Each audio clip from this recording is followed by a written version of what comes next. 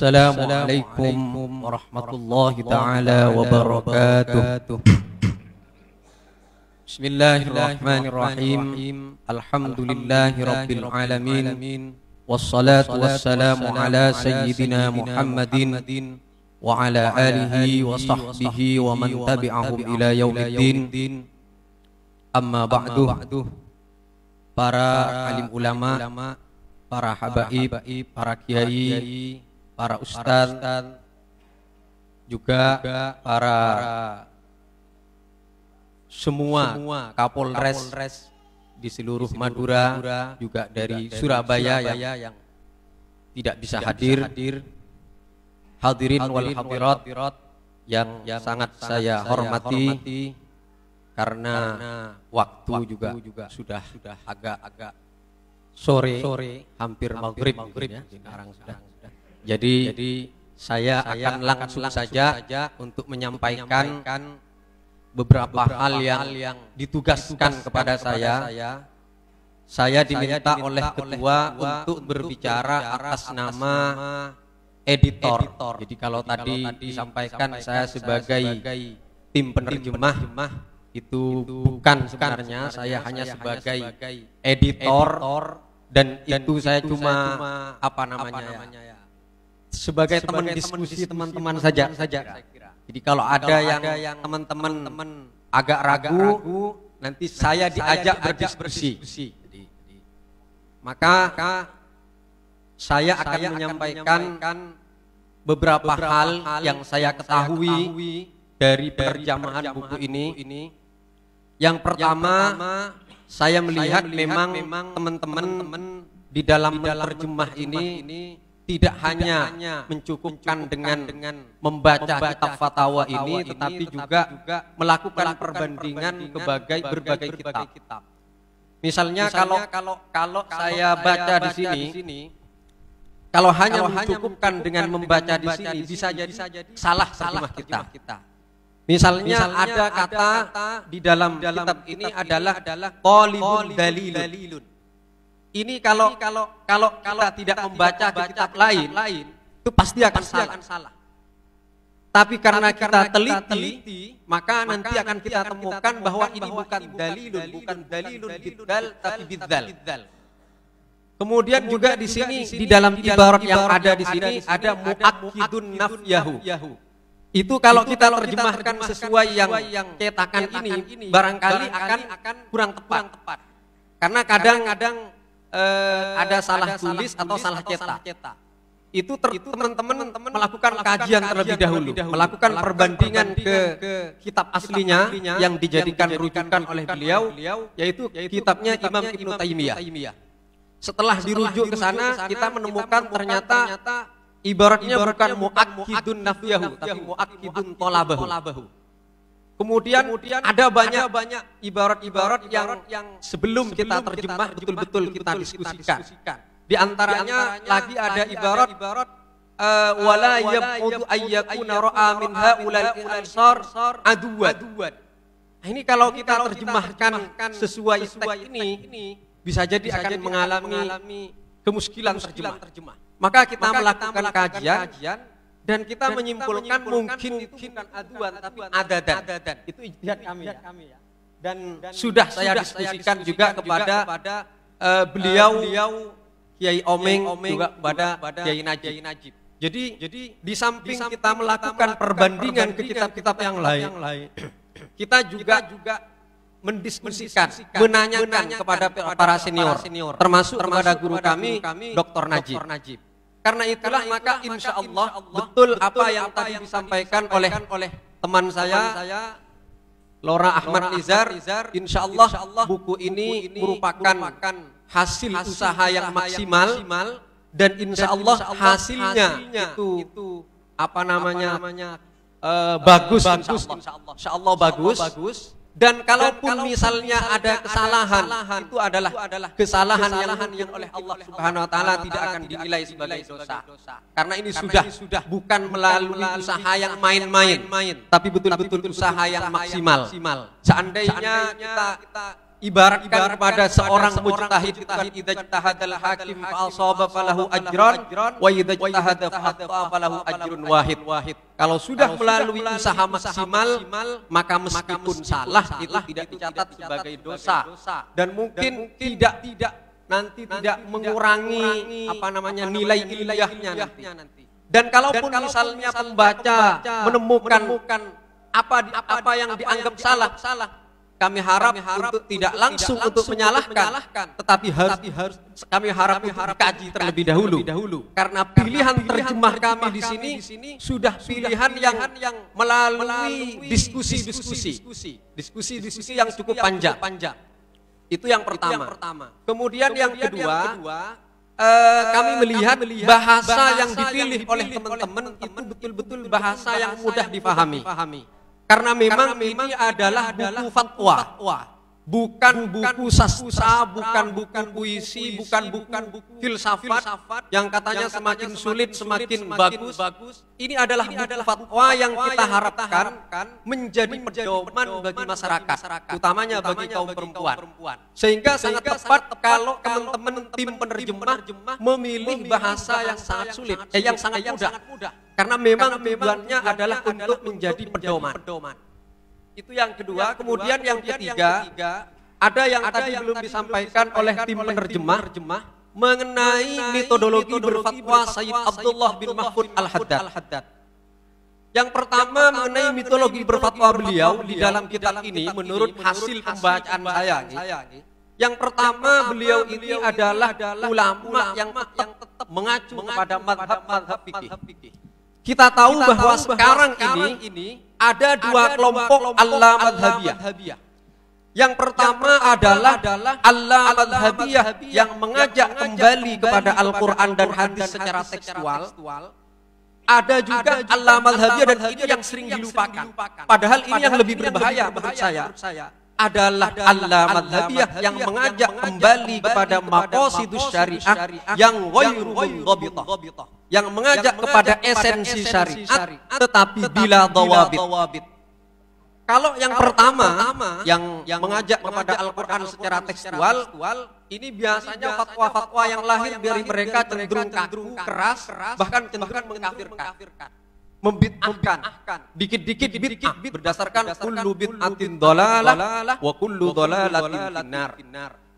Ada juga misalnya yang mentauhidkan Indonesia karena katanya tidak menerapkan hukum Islam dengan dasar wa man lam yahkum bima anzalallah fa ulaika humul kafirun.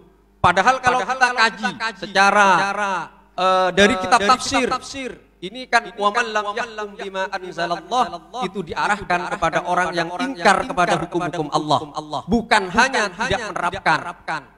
Maka karenanya ulama-ulama kita termasuk Sayyid Abdullah bin Mahfud barangkali membedakan antara masalah iman, level iman dengan level penerapan. Kalau dalam level iman, semua orang Islam wajib beriman dengan semua hukum yang diturunkan oleh Allah. Yang tidak beriman yu'addu kafiron. Tetapi dalam masalah penerapan, maka kata ulama, khitab taklifi tidak boleh dipisahkan dari khitab wad'i. Karena khitab wad'i inilah yang akan mengawal khitab taklifi agar tidak digunakan secara tidak tepat. Kalau khitab taklifi mengatakan menetapkan hukum tertentu, ini ilmu usul fikih. Maka kalau diterapkan ternyata menimbulkan mafsadat. Maka datanglah kitab wad'i mengatakan harus memenuhi syarat-syarat tertentu. Harus ada tidak ada mane. Jadi di samping ada sabab harus ada syarat dan kemudian ada mane. Maka dengan demikian di dalam penerapan hukum itu tidak segampang yang dibayangkan oleh banyak orang. Di samping ada sabab, ada syarat yang terpenuhi dan harus tidak ada mani. Ini harus dikaji. Karena itu maka sangat salah sekali kepada kelompok yang mengatakan bahwa dengan berdasar wa man lam yahkum bima anzalallah kemudian negara Indonesia menjadi negara kafir. Ini yang pertama. Kemudian kelompok yang kedua itu yang mengajak kepada maqasidus syariah. Tetapi biduni dhawabit. Nah, ini lebih berbahaya. Kenapa? Karena akan banyak ajaran-ajaran syariat Islam yang ditinggalkan hanya berdasarkan kepada maqasid yang bersifat spekulatif, yang bersifat untung-untungan. Dan ini banyak terjadi. Banyak terjadi di kalangan pemikir yang berpijak kepada maqasidus syariah, tetapi maqasidus syariah yang ghairu mundhabithah, yang terlepas dari usul fikih. Dan ini kata Imam Ghazali. Ini ada fatwanya Imam Ghazali tentang suatu kelompok yang berpijak kepada maqasid tapi ghairu mundhabithah. Ada sekelompok Sufiyah. Ini mengatakan bahwa maqasid maksud daripada sholat dan ibadah-ibadah yang lain itu adalah usul kepada Allah. Kalau sudah usul kepada Allah, maka segala wasail bisa ditinggalkan. Nah, ini kata Imam Ghazali, orang seperti ini adalah ibarat seorang anak yang dibangunkan oleh orang tuanya sebuah istana besar. Kemudian di sekeliling istana ini ditanami tanaman-tanaman, ditanami bunga-bunga. Kemudian sebelum meninggal, orang tuanya ini berpesan, Nak, nanti kalau saya sudah mati, bunga-bunga ini jangan sampai ditebang, jangan sampai dihilangkan. Akhirnya orang tuanya mati. Setelah mati, meninggal orang tuanya, anaknya ini masih menjaga pesan orang tuanya ini. Tapi lama-kelamaan anaknya di sekitar bunga-bunga itu menanam bunga-bunga yang lebih bagus, tanam-tanaman yang lebih bagus. Akhirnya si anak mulai mencari maqasid daripada orang tuanya. Apa maqasid orang tua saya? Kenapa kok ini dilarang ditebang? Akhirnya mulai dia mengikuti nalarnya. Tidak mengikuti secara dawuh orang tuanya. Oh, orang tua saya ini berpesan agar tidak ditebang karena bunga-bunga ini indah. Karena bunga-bunga ini enak dipandang. Akhirnya betul sama anak itu ditebang, dihilangkan. Ternyata apa yang terjadi? Dari bawah bunga-bunga itu keluar ular besar yang hampir saja membunuh si anak itu. Akhirnya barulah dia sadar bahwa maqasid daripada orang tuanya itu tidak hanya satu tapi banyak. Tidak hanya karena indah, tapi karena bunga-bunga itu bisa menghalangi ular-ular dari dalam lubang itu keluar. Begitu juga syariat. Nas syariat. Ketika kita berpijak kepada akal saja bahwa maqasidnya syariat ini adalah seperti ini bisa jadi orang akan mengalami kesesatan. Misalnya katakan begini, ketika kecanggihan teknologi mengatakan bahwa iddah dulu itu kan dikatakan iddah itu tujuannya apa? Bara'atir rahim. Kemudian orang kalau bara'atir rahim sekarang kecanggihan teknologi sudah bisa menemukan bahwa perempuan ini hamil atau tidak, sudah bisa ditemukan. Akhirnya berpijak kepada itu iddah tidak ada. Kalau seperti ini yakin akan mengalami kesalahan.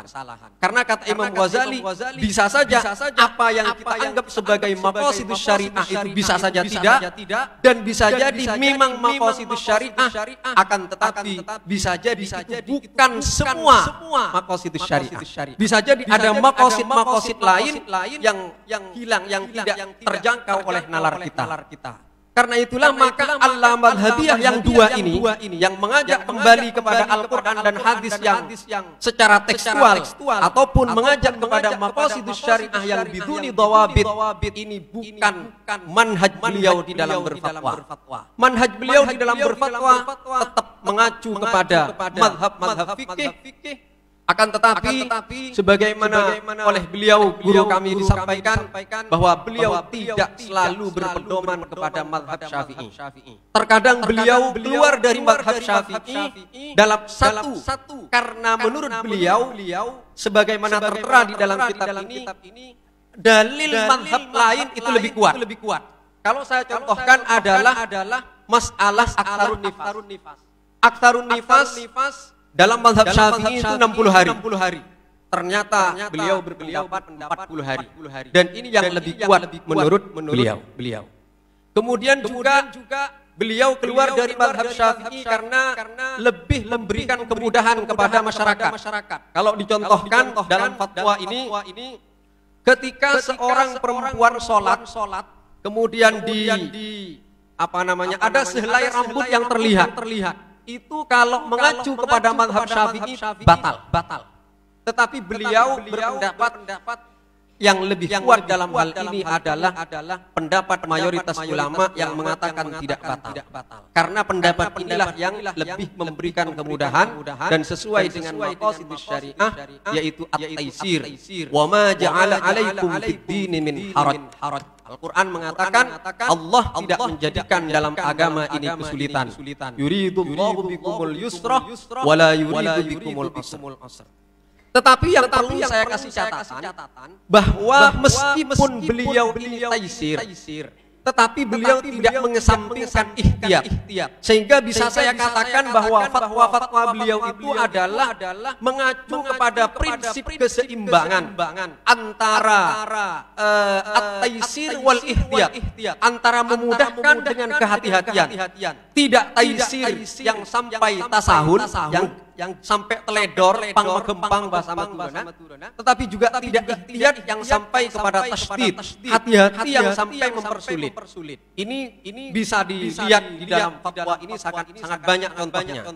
Artinya fatwa beliau yang kedua itu adalah mengacu kepada prinsip keseimbangan antara at-taisir wal ihtiyat, sehingga bukan taisir yang taisir yang tasahul, juga bukan ihtiyat yang tasydid. Kemudian lagi menurut pembacaan saya terhadap kitab ini, manhaj beliau di dalam berfatwa, dalam pemilihan pendapat beliau juga mengacu kepada ilmu pengetahuan. Karena Al-Quran atau Islam itu kan tidak menentang ilmu pengetahuan, bahkan mendorong ilmu pengetahuan, utamanya ilmu kedokteran. Karena Imam Syafi'i mengatakan al-ilmu ilman, ilmu tibbi lil abdan wa ilmul fiqhi lil adyan. Jadi intinya Islam tidak menentang ilmu pengetahuan.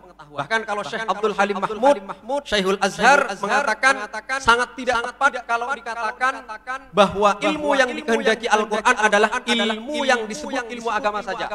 Karena ketika Allah mengatakan innama yakhsyallaha min ibadihil ulama, itu ternyata sebelumnya Allah menyebutkan tentang biologi, tentang ilmu alam.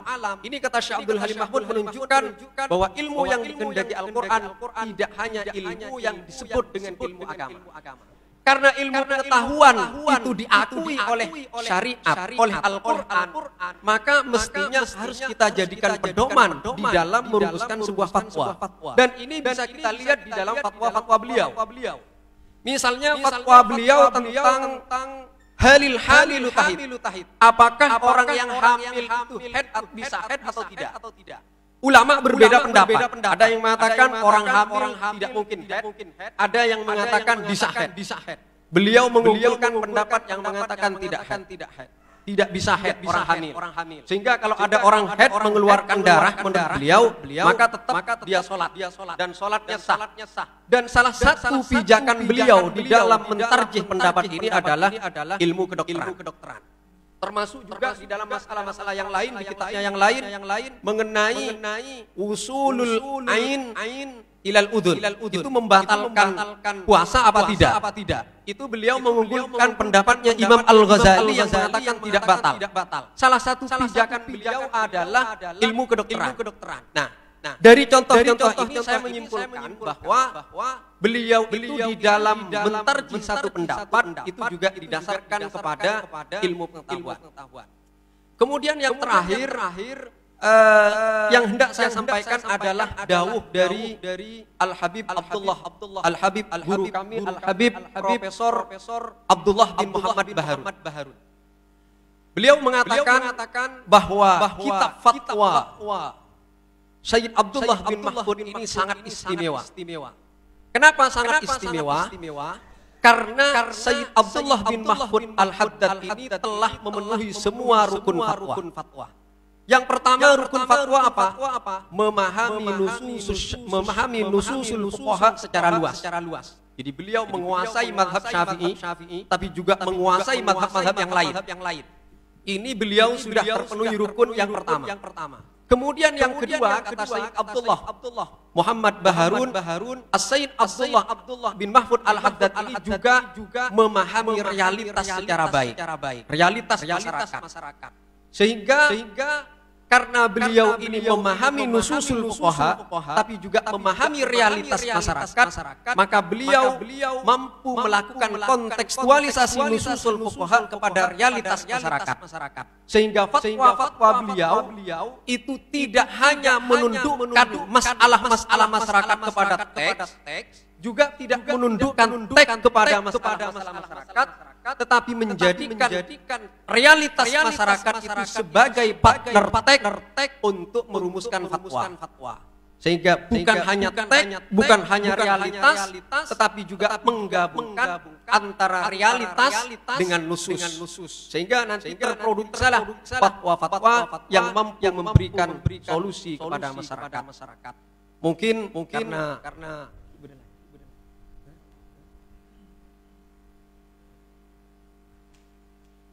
mungkin karena sobung dari teman-teman sobung ini yang bisa saya sampaikan, kurang lebihnya mohon maaf.